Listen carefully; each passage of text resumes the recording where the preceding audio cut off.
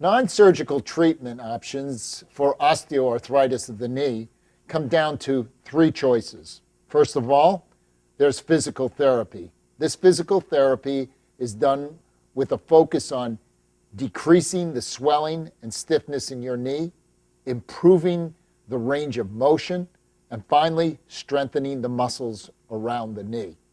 Education on how to minimize impact loading and twisting forces to your knee is also very important. Secondly, we have nutraceuticals. These are naturally occurring substances. These are actually supplements, which consist of either pills or shots. The most common pill form is that of glucosamine and chondroitin. The other pill form is omega-3, also known as fish oils.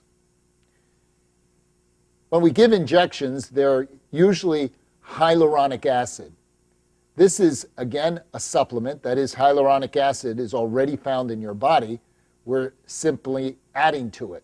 This mimics the natural lubricating fluid that is found in your knee. These injections are given in a series of either 3 or 5 injections over a 3 to 5 week period. While it can take several weeks to begin to feel relief from your symptoms, once you have relief, it can last for several months or even several years. The third category is that of pharmaceuticals. These are medications. Once again, they come in 2 flavors, either pills or shots. The most common form of pill is that of a non-steroidal anti-inflammatory drug. A very common example is Motrin or an ibuprofen. These medications, once again, are used to control both swelling and pain. The injection form is that of cortisone. This is a very powerful anti-inflammatory medication. These injections are typically spaced at least 3 to 4 months apart. Once they're given, they can give relief for several weeks or even several months. Let's talk about the role of arthroscopy in osteoarthritis of the knee. Let's once again revisit the parts list. We have the thigh bone that sits on top of the leg bone. And on top of the leg bone, we have those 2 shock absorbers called the meniscus.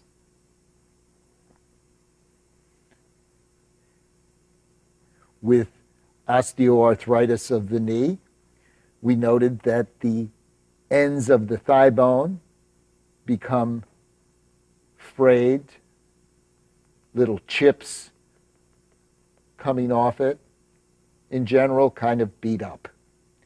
The meniscus, in turn, tears, most often in the back here, and the tear can extend and worsen.